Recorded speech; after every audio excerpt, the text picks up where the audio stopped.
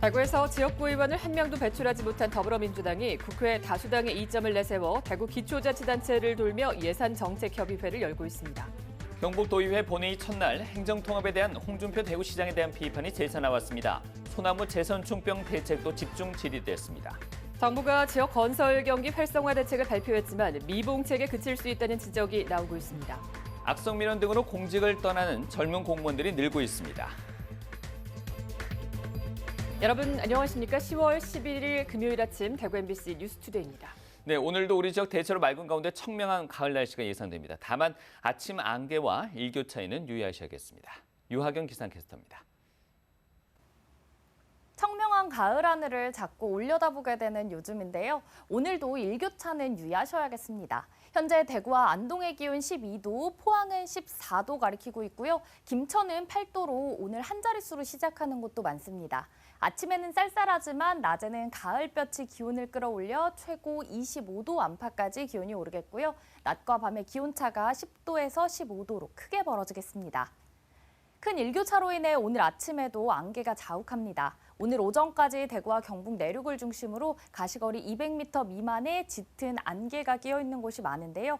강이나 호수, 골짜기에 인접한 도로에서는 주변보다 안개가 더욱 짙게 낄 수 있어 교통안전에 각별히 주의하시기 바랍니다.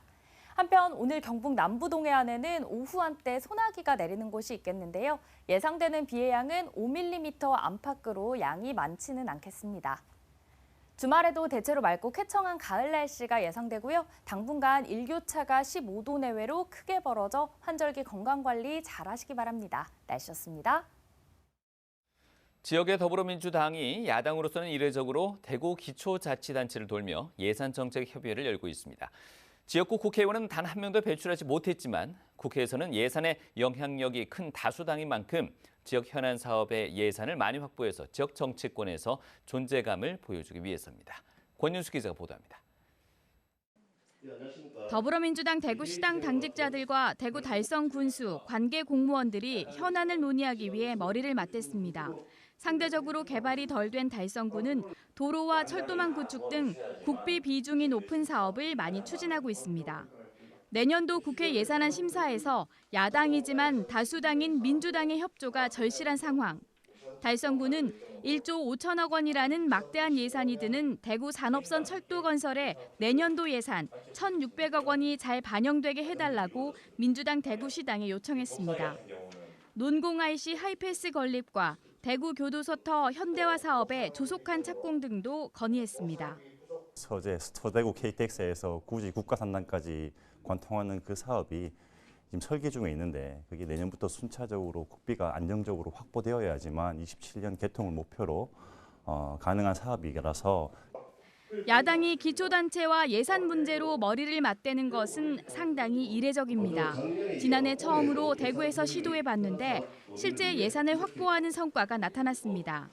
민주당 대구시당은 지난해 민주당 국회의원들을 여러 차례 설득한 결과 북구 구수산 스포츠센터 건립 30억 원, 수성구 고산서당 전통문화교육관 건립 11억 원 등 400여억 원의 예산을 따냈다고 설명했습니다.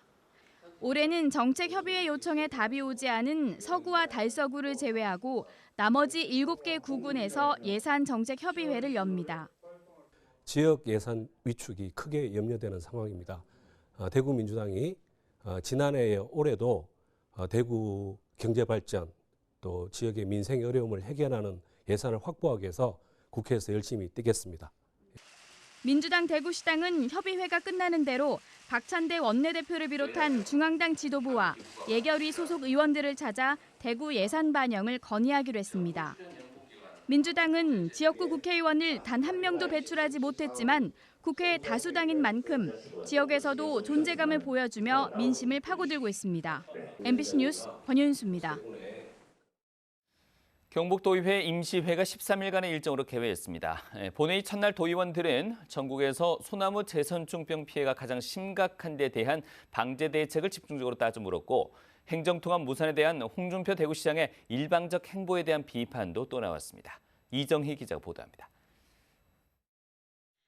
포항, 경주, 안동을 중심으로 무섭게 확산하고 있는 소나무 에이즈, 소나무 재선충병. 최근 5년간 재선충 감염 305만여 그루 중 경북이 123만여 그루, 44%로 전국에서 가장 심각합니다. 최덕규 의원은 경상북도의 소나무 재선충 방제의 문제점을 집중적으로 따져 물었습니다.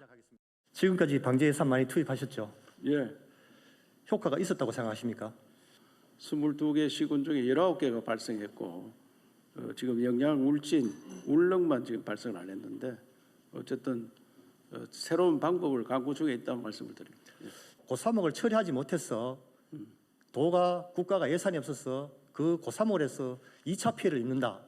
그러면 그게 인재입니까 자연재입니까?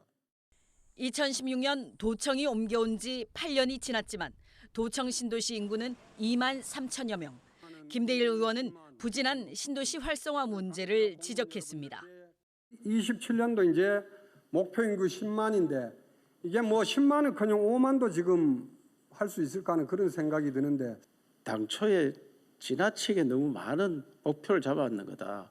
그래서 성공하기가 매우 어려운 신도시를 만들었다고 생각합니다.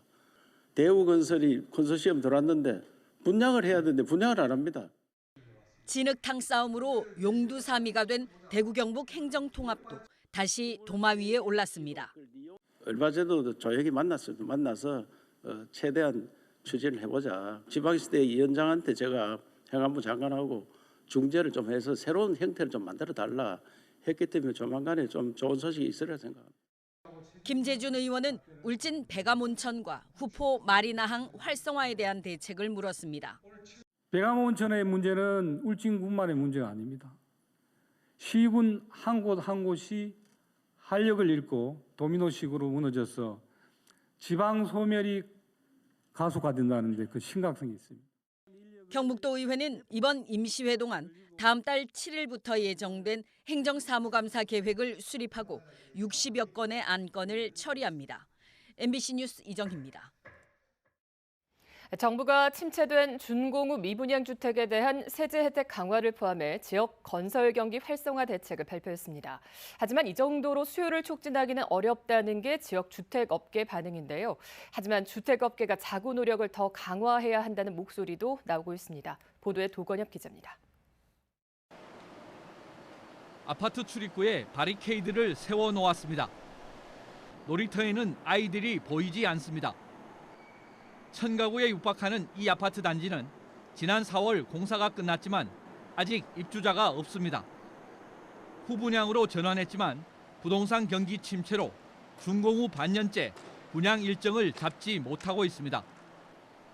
지난 8월 말 기준 대구의 미분양 주택은 9,410가구로 전국에서 경기도에 이어 두 번째로 많습니다.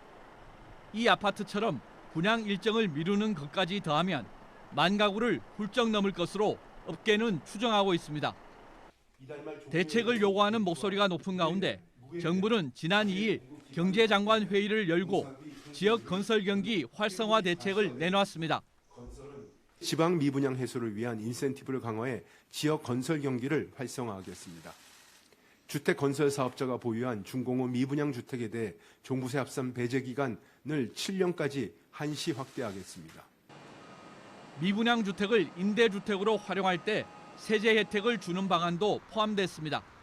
하지만 수요를 촉진하기에는 부족하다는 게 지역 주택업계의 생각입니다. 취득세 감면, 한시적 양도소득세 면제 등과 같은 실구매자의 직접적인 혜택이, 금전적인 혜택이 지금은 좀 필요한 상황이다. 미분양 사태의 가장 큰 원인 중 하나가 과잉 공급인 만큼 업계가 자구 노력을 더 해야 한다는 지적도 나옵니다. 지난 2019년부터 2022년까지 4년간 대구에 새로 분양한 아파트는 8만 가구가량. 집값 상승기에 편승해 연간 12,000가구 안팎인 적정 공급량을 훌쩍 넘는 물량을 쏟아냈다는 겁니다. 할인 분양 및 기존 분양자 할인 적용, 페이백 확대, 원금 보장이나 프리미엄 보장 제도, 전세 방식으로 일정 기간 거주했다가 매수 여부를 결정하는 스마트 리빙 등 다양한 방식의 자구 노력을 지금보다 더 확대해야 할 것으로 생각됩니다. 정부 대책도 업계 자구책도 수요자의 눈높이에 맞춰야 미분양 사태에 출구를 찾을 수 있을 것으로 보입니다. MBC 뉴스 도건협입니다. 악성 민원과 직무 스트레스 등에 시달리는 공무원들이 많습니다. 몸과 마음이 지친 공직자들이 심리 상담을 받는 일이 급증하고 있는데요. 심지어 공직을 떠나는 젊은 공무원들도 늘고 있습니다. 박재영 기자가 보도합니다. 구청 민원실 직원이 휴대용 촬영 장비를 몸에 부착한 채 일하고 있습니다. 폭언과 욕설, 난동을 동반한 악성 민원에 대응하기 위한 조치입니다. 대구와 전국 대부분 지자체가 이런 문제로 골머리를 앓고 있습니다. 희망이로부터 욕도 먹는 거지 뭐. 내 집에 있는 우리 부모님 자식들 집 사람을 욕을 한다고 전화로. 그런데 오늘 진짜 심적인 하고 또.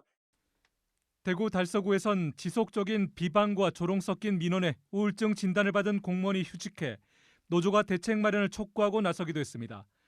공무원의 정신적 피해가 늘면서 대구를 비롯한 전국 9곳에서 공무원 마음건강센터를 운영하며 공무원과 가족의 심리적 상담을 지원하고 있습니다. 더불어민주당 한병도 의원이 인사혁신처로부터 받은 자료에 따르면 대구 지역 공무원 마음건강센터를 이용한 인원이 지난 2020년 2,432명에서 2023년 8,624명으로 3년 사이 3.5배가량 늘었습니다. 이용자 증가는 악성 민원과 직무 스트레스 등이 큰 영향을 미친 것으로 분석됐습니다. 지난해까지 4년간 직장 내 문제로 상담을 신청한 2만 509건 중 직무 스트레스가 13,217건, 조직 내 갈등이 4,477건으로 80%를 넘었습니다. 직급별로는 6급과 7급, 연령별로는 30대와 40대가 가장 많이 상담했습니다. 개인에게 마음 건강센터 이용을 장려하기 전에 이런 경직된 공직 문화를 좀 개선하는 일이 선행될 필요가 있고요. 악성 민원인들에 대해서도 지자체의 개선 노력이 필요하다고 보입니다. 악성 민원으로 인한 스트레스, 경직된 공직 사회 문화, 적은 임금 등의 원인으로 젊은 공무원들의 중도 이탈도 가속하는 추세입니다. 박정현 더불어민주당 의원이 인사혁신처와 전국 17개 시도로부터 20대와 30대 지방공무원 의원 면직 현황 자료를 제출받아 분석한 결과 2020년은 3,077명이었다가 2023년 4,144명으로 매년 증가세를 보입니다. 전국 지자체들은 연차 낮은 공무원들에게 장기 재직 휴가와 새내기 휴가 같은 새로운 제도를 마련하는 등 대책 마련에 애쓰고 있습니다. 하지만 휴가 같은 단기적인 대책 외에도 공직 사회의 경직된 문화를 유연화하고 악성 민원을 근본적으로 차단하는 등 사회 변화에 따른 중장기적인 해결 방안이 필요해 보입니다. MBC 뉴스 박재영입니다. 어제 국회에서 열린 국정감사에서는 한국 수력 원자력의 체코 원전 수주와 관련된 질의가 집중됐습니다. 또 후쿠시마 원전 오염수 방류와 관련해 정부의 방사능 감시 예산이 크게 줄어든 것에 대한 비판도 나왔습니다. 장미쁨 기자입니다. 한수원의 체코 원전 수출에 대한 논란이 이어지는 가운데 원전 수주 사업 수익성에 대한 의원들의 질의가 이어졌습니다. 쟁점이 된 것은 체코 원전 수주에 실익이 있느냐는 것이었습니다. 사상 최대 원전 수주라고 국민들에게는 알려졌는데 수익률을 얼마로 계산하고 있어요? 그 말씀을 지금 드릴 수는 없고요. 절대로 믿지는 장사는 아닙니다. 네. 웨스팅하우스와 이 지재권 분쟁 문제는 언제 합의가 됩니까? 계속 그 분쟁 처리를 위해서 진행 중에 있습니다. 한국수력원자력 황주호 사장은 원천적으로 우리에게 수출할 권리가 있다는 점이 명백하다는 취지의 답변을 내놨습니다. 저희는 1997년에 맺은 그 라이센스 어그리먼트에 의해서 해외 수출할 권리를 가지고 있습니다. 그리고 그 어그리먼트는 살아 있습니다. 지난해 큰 논란을 빚었던 후쿠시마 원전 오염수 방류에 대한 해수 감시에 대해서도 우려가 나왔습니다. 이게 모니터가 일본 사람들로 뭘 수치를 제공할 거 아니에요. 그 실시간으로 해줍니까 우리 한국에 대해서? 우리가 받아야 되는 정보에 대해서 합의를 한 상태로 저희들이 실시간으로 받고 있고요. 네. 이상 상황이 발생했을 때도 통보를 하도록 저희들이 조치를 해놓고 있습니다. 원자력안전위원회 유구키 위원장은 해류에 따라 일본 방사성 물질이 우리 해안으로 오는 시점은 방류로부터 4년에서 5년 뒤로 예상되고 현재까지 방사능 수치에 큰 변화는 없었다고 밝혔습니다. 하지만 관련 예산이 절반 이상 크게 줄어서 앞으로 제대로 된 감시가 어려워질 것이라는 지적도 나왔습니다. 지금 현재는 저희들이 생각하는 만큼의 예산을 확보하지는 못했습니다. 관련 예산이 45억에서 18억으로 줄었고 운영 예산, 그러니까 이게 탐지하고 분석하고 시료 세치해서 분석하는 이 직접적인 예산도 반으로 딱 줄었어요. 그렇죠? 운영 예산 30억이 15억으로 줄었는데 똑같은 수준으로 분석할 수 있습니까?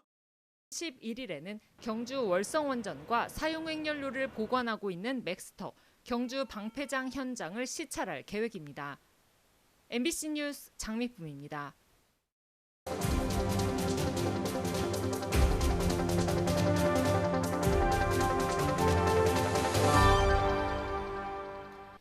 지난해 제주에서 최초로 서귀포시 성산읍 오조리 갯벌이 습지 보호 지역으로 지정됐는데요. 이 자원을 보존하고 가치를 알리기 위한 갯벌 생태 관광이 눈길을 끌고 있습니다. 제주 MBC 이소형 기자입니다. 바닷물이 빠지자 모습을 드러낸 조간대. 대부분 안반으로 형성된 제주의 갯벌입니다. 탐방객들은 전문가의 해설을 들으며 새로운 눈으로 갯벌을 바라봅니다. 평평하고 질퍽질퍽한 곳을 좋아하는 칠개가 있는가 하면 저 돌 위에 올라가면 전혀 다른 개가 있어요. 아마 사각개가 있을 거예요. 사각개나 두입발 사각개 같은 것이 있고 또 더 위에 올라가면 도둑개가, 이런 숲에는 도둑개가 지금 살아요. 생물 다양성을 인정받아 지난해 습지 보호구역으로 지정된 서귀포시 성산읍 오조리 갯벌입니다. 전국에서는 17번째, 제주에서는 처음으로 지정됐습니다. 연안 습지를 보호하고 가치를 알리기 위해 갯벌을 주제로 한 생태 관광 프로그램이 처음으로 마련됐습니다. 갯벌 생태 탐방과 바다를 소재로 한 영화제 등 생태적 가치를 이해하는 1박 2일 일정으로 마련됐습니다. 전국에서 모인 참가자들은 갯벌 속 다양한 종류의 해양 생물을 직접 관찰하며 자연의 경이로움을 몸소 체험합니다. 경관적으로도 이제 아름답고 이 앞에 보이는 검은 이제 돌들이 많은데 현무암 속에서 주변에서 다양한 생물들이 살아가는 걸 보니까 굉장히 신기하고 좋습니다. 특히 습지 보호구역 지정 요청에서부터 프로그램 기획 등 모두 지역 주민들이 나서 눈길을 끌고 있습니다. 갯벌 조개 체험 어장을 총량제나 예약제 등으로 관리하는 보전 방안 등도 논의 중에 있습니다. 상설 프로그램이 돼서 자연을 보존하는데 지역 주민 그리고 전문가 그리고 여행자들도 함께 합류해서 오조리 그 바다를 지킬 수 있는 이러한 기회가 만들어졌으면 좋겠고요. 오조리 마을회와 생태관광협회는 지역 주민들을 연안 해설사로 양성하고 마을을 해양 생태 관광 명소로 발전시켜 나간다는 계획입니다. MBC 뉴스 이소연입니다. 배움에는 나이가 없다라는 속담처럼 늦은 나이에도 새로운 도전을 이뤄가는 사람들이 있습니다. 젊은 시절 배우지 못했다는 한과 아쉬움으로 늦깎이 공부를 시작한 70대 노 부부를 목포 MBC 안준호 기자가 만나봤습니다. 뽀글머리를 한 어르신들이 교실 안을 가득 메웠습니다. 학생들의 평균 나이 60세 이상, 학력 인정 평생교육시설 학교입니다. 나란히 붙어 서로의 시험 정답을 확인하는 한 쌍의 짝꿍이 눈에 띕니다. 섬에 살던 유년기 교육의 기회를 놓친 70대 부부 이무춘 씨와 박끝심 씨입니다. 같이 등록했는데 이제 나는 이제 초등학교 졸업장 있는데 이제 초등학교 졸업장이 없어요, 와이프는. 그래가지고 이제 문예반에 들어갔어요. 그래갖고 이제 3월달에 같이. 시를 써오라면 어떻게 맞춰서 쓰기도 하고 그래서 그런 시 쓰는 재미도 많고 공부하는 것이 재밌어요. 새로 사귄 학우들과 함께 평생 모르고 살았던 한글과 영어를 깨우치고 낯설기만 하던 컴퓨터 앞에 앉아 서툰 키보드 타자를 눌러보기도 합니다. 원키 누르라고? 한키 누르면 가루가 나왔을 때는 한글이 나올까요? 영어가 나올까요? 교사들은 나이를 잊은 배움의 용기에 보람을 느낍니다. 늦은 나이에 공부할 때 그 열정적으로 공부하는 모습이 얼마나 아름답고 또 존경스러운지 모릅니다. 올해 이곳에서 교육과정을 마친 83명의 만학도들이 대학에 진학했습니다. 전국에서 초중등 학력에 보안 교육이 필요한 대상자 수는 모두 408만여 명. 이 가운데 전체 0.4%인 16,000여 명이 이 같은 학력 인정 평생 교육 시설에서 늦게나마 배움의 꿈을 이뤄나가고 있습니다. MBC 뉴스 안준호입니다. 달구시가 고병원성 조류인플루엔자 발생 위험이 높은 10월부터 내년 2월까지를 특별 방역 대책 기간으로 정하고 AI 차단 방역을 위해서 방역 역량을 집중합니다. 올해 8월까지 세계적으로 가금 농장에서의 발생은 전년보다 67.5% 감소했지만 발생 지역과 혈청형은 증가하고 있는 데 따른 조치입니다. 특별 방역 대책 기간 방역 상황실을 24시간 비상체계 유지하고 동구 안심습지 등 철새 도래지의 축산 관련 차량 출입 통제를 실시합니다. 출생률이 갈수록 낮아지면서 어린이집이나 유치원 등 영유아 돌봄기관이 노인 요양기관으로 바뀌는 곳이 경북에서만 23곳에 달하는 것으로 나타났습니다. 더불어민주당 전진숙 의원이 전국 17개 시도에서 받은 자료를 보면 2014년부터 올해까지 어린이집이나 유치원에서 장기 요양기관으로 전환된 사례는 총 283건에 달했습니다. 특히 이런 전환 사례는 2019년 36건이었던 것이 지난해 56건으로 최근 5년 동안 55.6% 증가했습니다. 주택 취득 목적 신규 가계부채에서 고소득층의 비중이 70%를 넘는 것으로 파악됐습니다. 조국혁신당 차교근 의원이 한국은행에서 받은 자료에 따르면 2022년 주택 취득 목적 신규 가계부채를 소득 분위별로 봤을 때 고소득층인 4분위와 5분위가 전체의 71.5%를 차지했습니다. 4분위와 5분위가 2020년에는 전체의 71.2%, 2021년에는 전체 70.8%를 차지했습니다. 차 의원은 정부는 전체 가계부채 증가가 결과적으로 소득계층 간 자산 불평등으로 이어지지 않도록 해야 한다고 강조했습니다. 경북 김천시가 혁신도시의 안전과 차량 흐름 최적화를 위해 무선망 실증 기반 구축 사업을 실시합니다. 14억 원을 들여 올해 말까지 경북 김천 혁신도시 안에 있는 공원에 지능형 안전 AI CCTV 기반을 만들고 주요 교차로에는 지능형 교통 시스템을 구축합니다.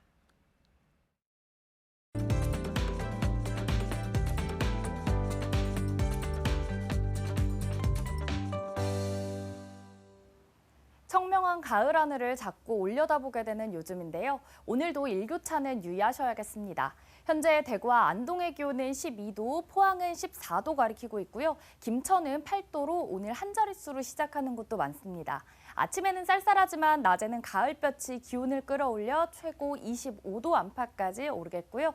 낮과 밤의 기온차가 10도에서 15도로 크게 벌어지겠습니다.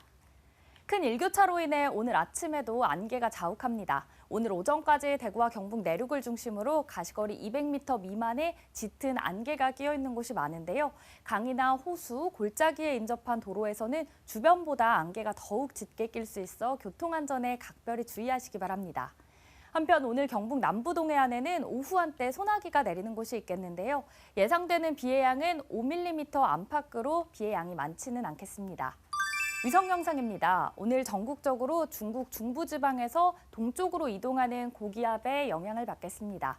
자세한 지역별 날씨 보시면 오늘 우리 지역 대체로 맑겠고요. 경북 남부 동해안은 오후에 가끔 구름만 많겠습니다. 오늘 미세먼지는 좋음에서 보통 수준 예상되고요. 바다의 물결은 0.5m에서 최고 1.5m로 잔잔하게 일겠습니다. 오늘 아침 대구의 기온 12도, 구미는 11도로 시작해서요. 낮에는 대구 25도, 구미는 24도까지 오르겠습니다. 안동의 현재 기온은 12도, 봉화는 9도로 출발합니다. 낮에는 안동 24도, 봉화는 23도로 일교차가 크겠습니다. 포항의 아침 기온은 14도, 경주는 11도로 시작해 낮에는 포항 23도, 경주는 25도 예상되고요. 경북 동해안은 너울성 파도가 높게 일겠습니다. 주말에도 대체로 맑고 쾌청한 가을 날씨가 예상되는데요. 당분간 일교차가 15도 내외로 크게 벌어져 건강 잘 챙기시기 바랍니다. 날씨였습니다.